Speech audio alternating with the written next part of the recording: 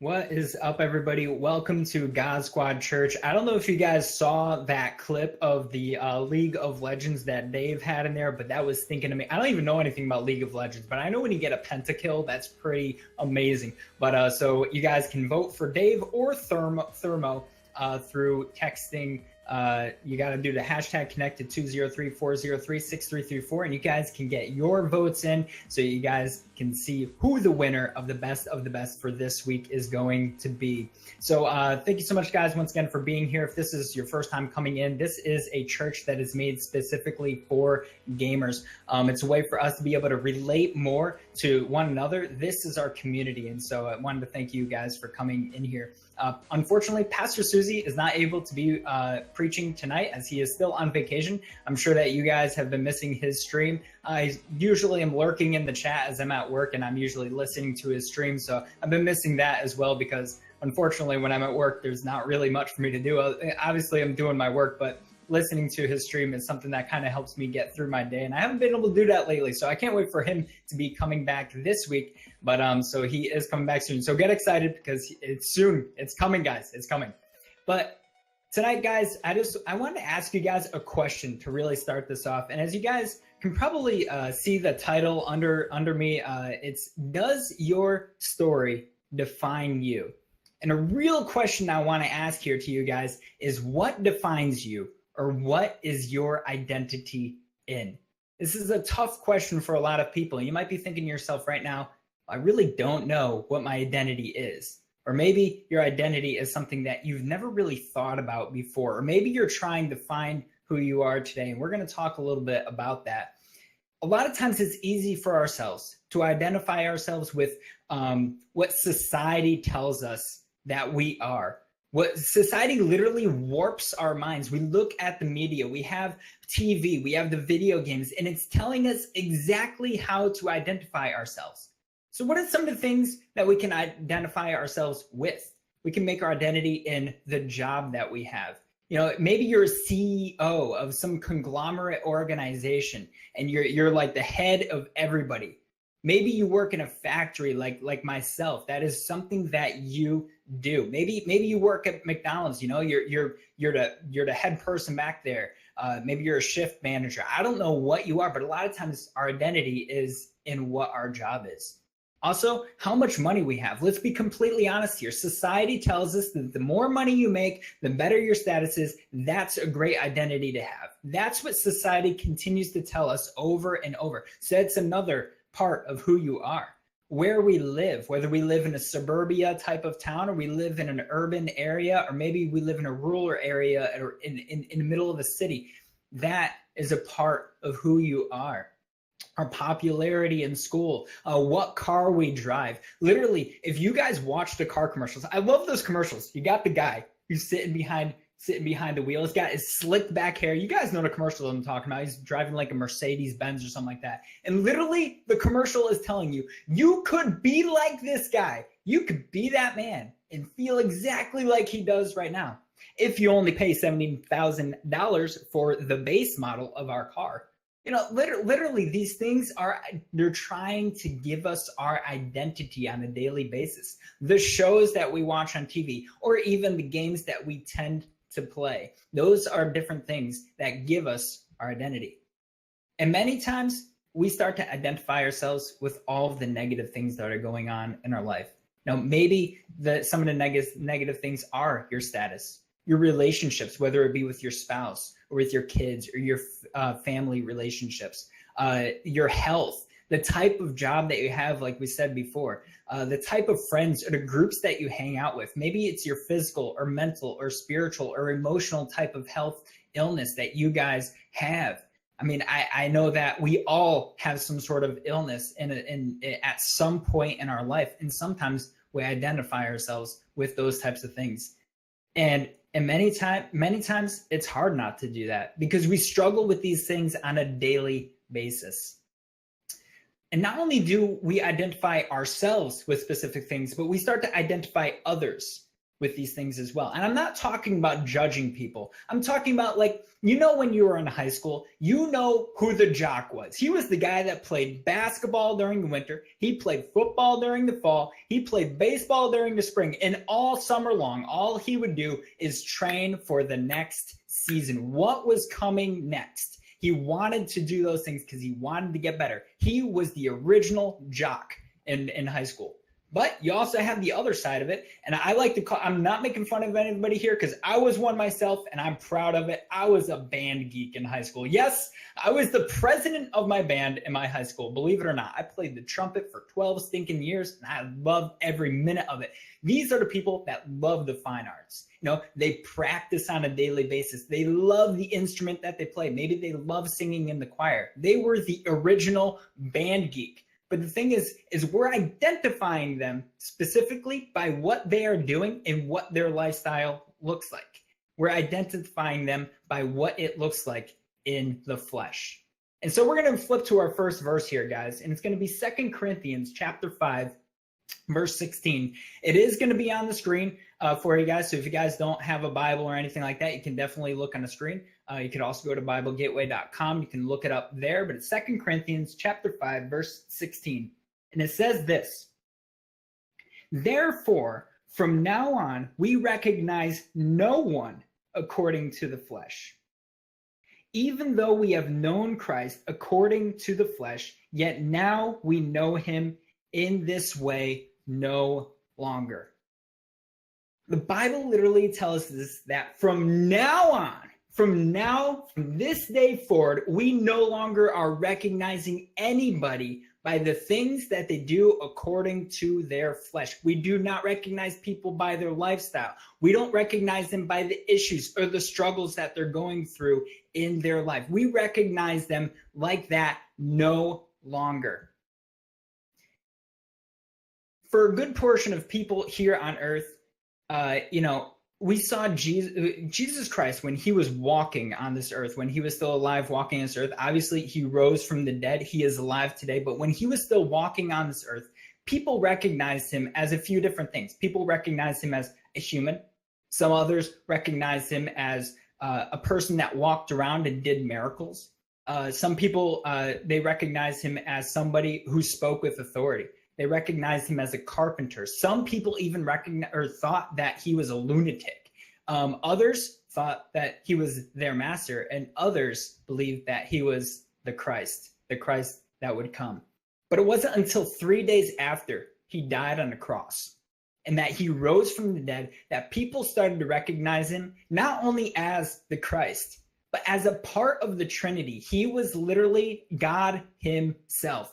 People were not recognizing him as just a carpenter anymore. They weren't recognizing him as somebody who was just doing miracles or somebody speaking with authority. They were recognizing him as something so much greater because they realized there was something so much greater in that time that was among them. They were recognizing Christ as God, as Yahweh, as the Son of God.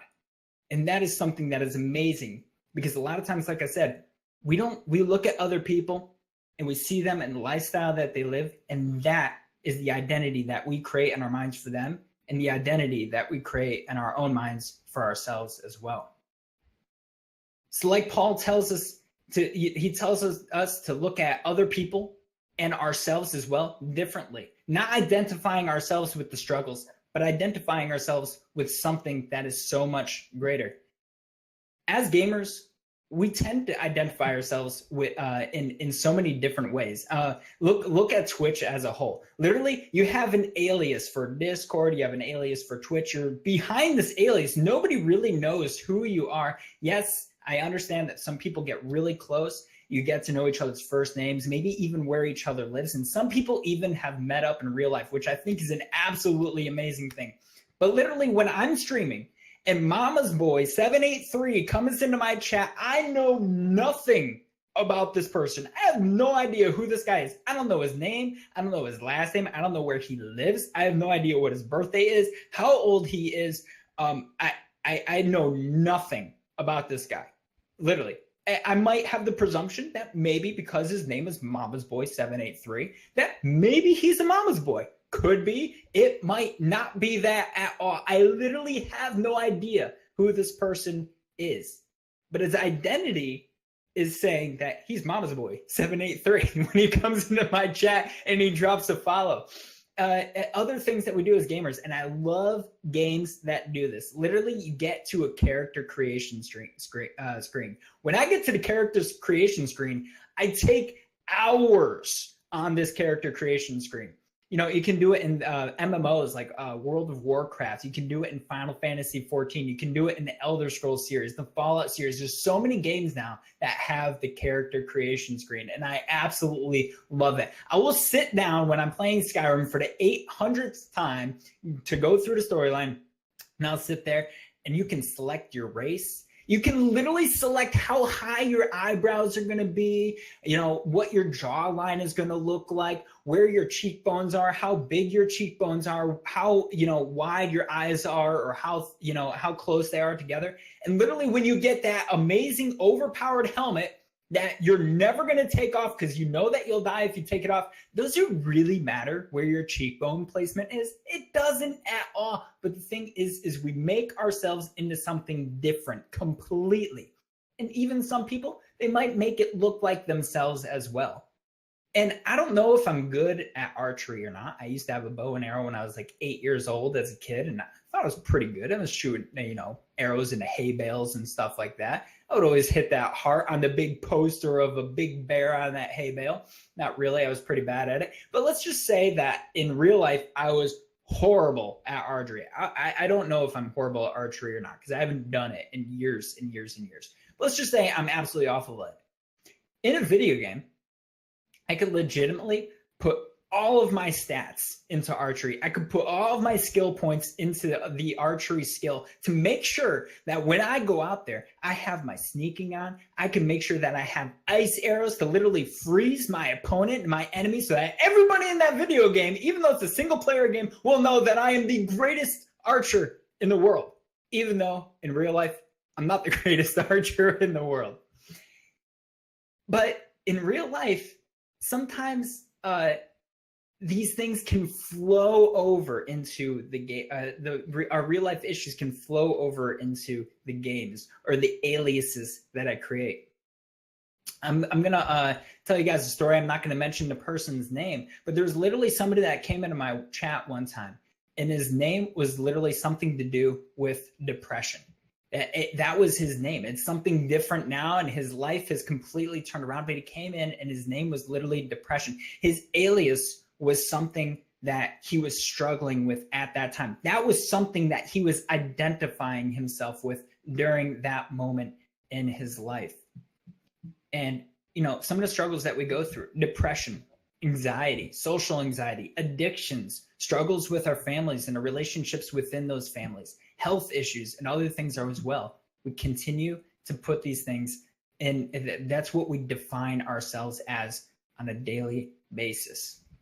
But those who have come to know Jesus as their Lord, they are something completely new. They are a completely different person. And so I'm going to read now the next verse, which is 2 Corinthians chapter 5, verse 17. Once again, it is going to be on the screen. And it says this: therefore, if anyone is in Christ, he is a new, get this, he is a new creature. Some translations put a new creation. Mine says a new creature. The old things passed away. Behold, the new things have come. I love this verse. If you couldn't tell, I get hyped when I hear this verse. I'm like, oh, Jesus, this is so amazing. So Paul says here that the old things have passed away and the new things have come. This doesn't necessarily mean that when you come to know Jesus Christ, that everything is going to be much better in an instant. Your problems are going to go away. Your health issues are going to go away. Everything's going to be absolutely perfect. That is not what this means. Although I do believe that through Jesus Christ, we can do all things. And I believe that Jesus can do anything. But a lot of the times, you know, when we have a prayer to go to God with, or we come to know Jesus Christ, a lot of times our issues do not just go away with the snap of his fingers, just like that. But the thing is that even though those things don't go away, When we know Jesus Christ, we are no longer identified by the things that we have been struggling with through our lives. Those issues have a hold on us no longer. They do not control who you are. You know, I could literally meet somebody on the street today. I could go walking down the street and run into somebody, strike up a conversation with them. I might not know who this person is, and just say, "Hi, my name is Pastor Boz, and I have MS." Many of you know that back in January, I was diagnosed with something called multiple sclerosis, or as many people know it more, it's more known as MS. And I could literally go up to this person, and I probably wouldn't do that. It would be a little bit awkward. "Hi, my name is Pastor Boz. I have MS. How are you doing?" Like, I probably wouldn't do that, but I could do that, and I wouldn't be lying. But here's the thing. Yeah, my name might be Pastor Boz, and yes, I might have MS. But MS does not have me.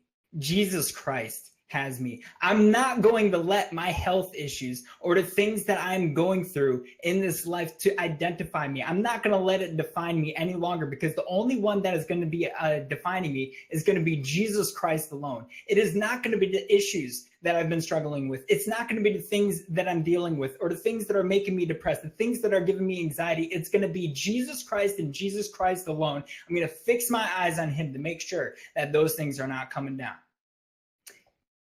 So I want to read to you guys another verse now. And just this week, I've already known this verse for a long time, but really it's been this week this verse has been striking me a lot. And it's become one of my favorite verses in the Bible.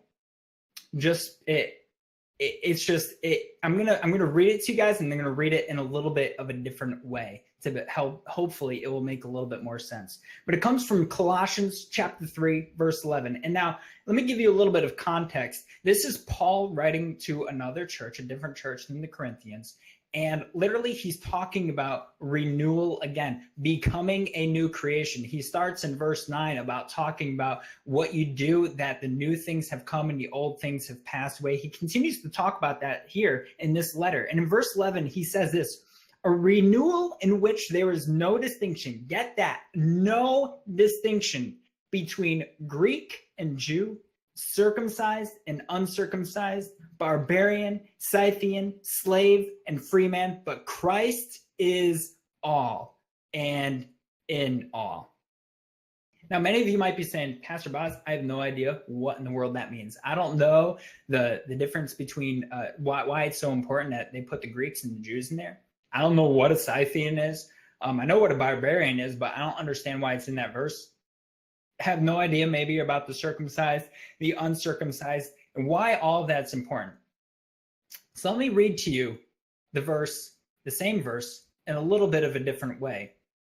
"A renewal in which, once again, there is no distinction between the depressed, the anxious, the hurt, and the hurtful, the lonely, the poor, those who are doing well, but Christ is all and in all." It doesn't matter who you are. It doesn't matter the things that you have gone through in your life. Christ is all. He is everything. Christ is everything surrounding us. He has overcome everything ever. But the lingering question is, how do I not identify with the struggles that go on in my life? Focus on these things on a daily basis. How could I possibly not define myself with those things when I'm struggling with them and I'm looking to those things on a daily basis? My first point and what I would urge you to do, put your focus on Jesus Christ and not on your struggles. Turn your eyes to Jesus when you're going to your times in trouble, when you're going through times of trouble, and don't turn your eyes to the struggles. When you wake up in the morning, start thinking about Jesus Christ immediately when you wake up. Don't put your eyes on the worries that you have throughout the day. Don't put your eyes on the health issues that you might have and all the things that you have to go through that day. Put your eyes on Jesus Christ, and God is going to help you during the times of trouble. I mean, Psalm chapter 46, verse 1 says this: "God is our refuge and strength, a very present help in trouble." It doesn't say that he's going to help you. It doesn't say that he would have helped you. He is a very present help in times of trouble. That means that when you are going through something, you are not going through it alone. He is right there. He is right beside you, ready to fight. When you are going through something and you don't feel like you have enough strength left in you, the Lord is standing by your side to fight that with you, to make sure that that is not going to overcome you, that is not going to control you. It is not going to define who you are, because God is right there and he's ready to fight with you. He is ready to be with you and stand beside you no matter what comes your way. The second thing that I would urge you guys to do during these times, prayer. We need to pray to God that you won't let yourself be overtaken and let your problems control your life. You will not let it make you the person that you are becoming. Going to the Lord in prayer. Listen, I have said this on just about every single time that I've preached for God Squad Church. I say it a lot of the times that on stream. Do not underestimate the power of prayer. That connection that you have with God is so important. It is so important to have that connection with God, and the power of prayer is so undeniably remarkable that when we are praying to the God who has created everything, we are going to him with our needs, we're going to him with our struggles, with all the things that is going on in our life. We are praying to him, and when we're doing that, our eyes are not focusing on our troubles anymore. Our eyes are now focusing on the one who can help us as well. And then finally, the third thing that I would urge you guys to do, recognize that your problems and your struggles do not define you. Jesus Christ is the one that defines you. Jesus Christ died on the cross for us, and he overcame all sin. He overcame death itself. He did this so that you could have life in him and that you could have an everlasting life through him. Jesus said this to his disciples in John chapter 16, verse 33, and this also this week has become one of my favorite verses, and I think it's amazing. He says this to his disciples. He says, "These things I have spoken to you so that in me you may have peace. In the world, you will have tribulation." He's saying, in the world, you're going to struggle. In the world, you're going to have health issues. In the world, people are going to persecute you. In the world, they're going to tell you exactly how to live your life, even if it goes against me. In this world, you will have tribulation, but take courage. I have overcome the world. Oh, my goodness, guys. I have overcome the world. It doesn't matter what you are going through in your life. It doesn't matter if you have a health issue that is going on. It doesn't matter what your financial status is. It doesn't matter how other people are seeing you, because you are not defined by all those things. You are defined by the Lord of Lords, the King of Kings, the Prince of Peace. Jesus Christ is the one who is defining you today. And so I urge you guys, do not let the things that you are going through, do not let your struggles define who you are. Look to Jesus Christ, because he is the only one that should be defining us. When you're looking at other people, don't look at them and identify them by what they are doing as their lifestyle. Don't recognize them as what they are doing in the flesh any longer. Recognize them about how their spirit is. Is that person saved? Should I talk to them about Jesus Christ? Or maybe they know about Jesus Christ, but they might be going through a hard time in their life. Help them as well, as you are also helping yourself to recognize that your identity is not in the things of this world. It is in Jesus Christ.